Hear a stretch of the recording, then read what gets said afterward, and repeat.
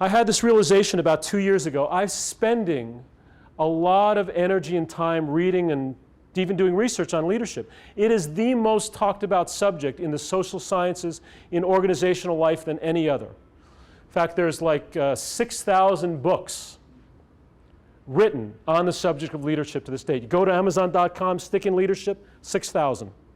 Directly or indirectly related to leadership. And that's only the ones that are listed on Amazon. I can't tell you how many more are there from hundreds of years ago written.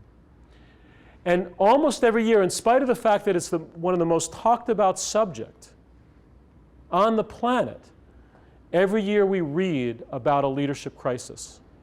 A leadership crisis in our country, a leadership crisis in organizations, you name it.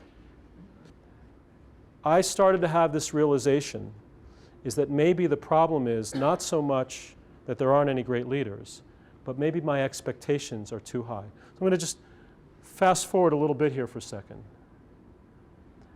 I'm offering the proposition that if we are hoping and yearning and wishing and wanting for great leadership, that we are looking at that phenomenon from a very young place in ourselves.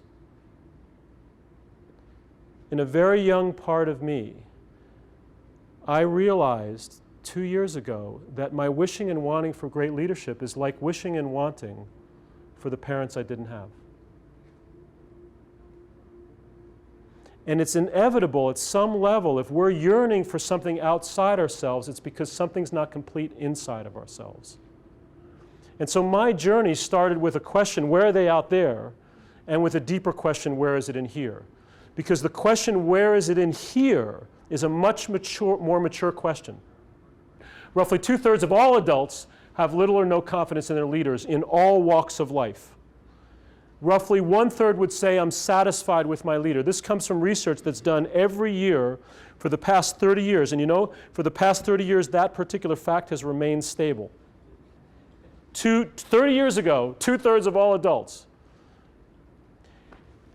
Picture it this way, 6,000 books written. We know more about leadership than ever before, yet in spite of that fact, there are no more greater leaders out there in the world. I decided 2 years ago that I was going to go out and find these great leaders. So I get a chance to meet with these people in all different walks of life with one singular question. What is it that they bring to the table that the rest of us tend to shy away from? Great leadership and inspiration go hand in hand. You know, just think about the word inspire. I think a friend of ours, Lion, gave me the root definition of inspire. Does anybody know it? It's to breathe into. The Latin derivation of Greek or whatever, it's to breathe into, to breathe life into another. Inspiration in its natural form, when we feel inspired, we're called to something in a big way. We're moved toward. There's a gap between knowing and being. The question that I've been asking and aching to understand is what's going to cause me to bring my leadership. Knowing integrity and being integrity are two different things. The folks that I met were clear. They would say, my purpose is bang, and you would hear it. One of my favorite, one of my absolute favorite was Chauncey Starr. Chauncey just recently died about 3 months ago, 94 years old. When I met him a year ago, he was 93 years old and still working full-time. He's the founder of the Electrical Power Research Institute. That Chauncey works full-time because he's afraid that he will die before he solves the energy crisis on the planet. My purpose is to solve the energy crisis on this planet. And with that sense of purpose, I'm alive and kicking at age 93, working my heart out. That's what I mean by purpose. That's not just a mission, that's not just a goal, that's not just I want to make more money. I'm going to make a significant dent in the well-being of this planet. The bigger the sense of purpose, the bigger a person shows up in life. What I would say to you is that if you're not clear, it's going to be hard to bring vision. Because vision doesn't come from an idea on a piece of paper. The vision does. The words will come out of your mouth, my vision is this, but the feeling tone of the words comes from a deep connection to your own purpose. And when you're connected to your purpose, then what naturally shows up is vision.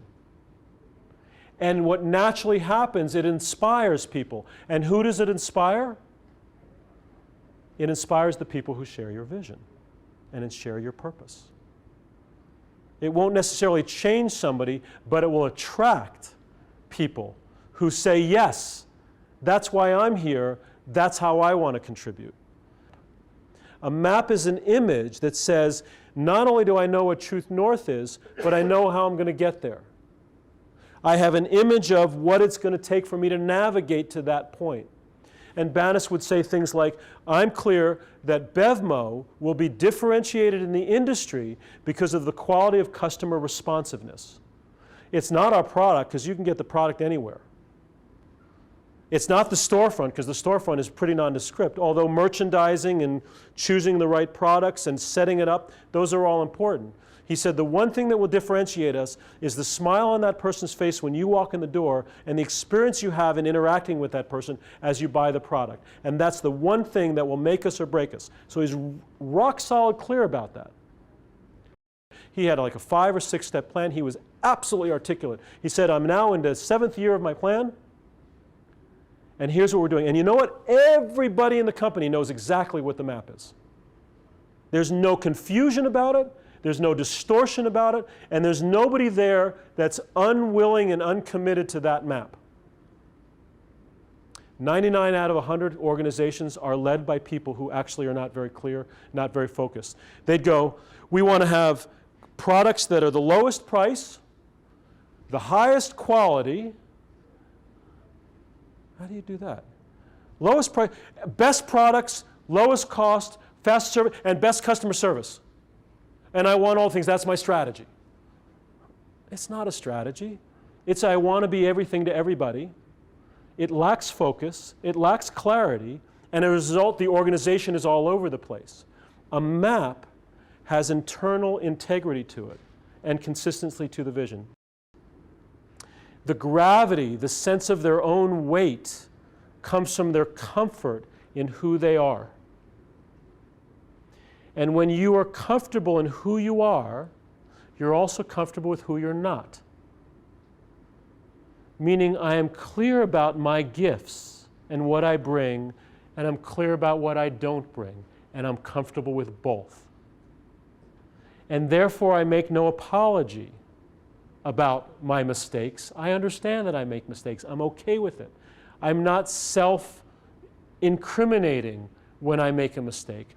Nor am I self-aggrandizing when I do something good. Because when I do something good, it's just an expression of my gifts, and I know I'm good at that. Rudyard Kipling, in the poem If, great poem. There's a line in it, it's on Wimbledon, on the doors right above Wimbledon as you're walking through the gates. And the line is, if you can treat triumph and disaster both for the same impostors that they are, then you will be a man, my son. Then you will be comfortable in your skin. If you can treat your success and your failure as both impostors, it doesn't matter, because who I am is not my results. Who I am is much deeper than that, and I am comfortable with who I am.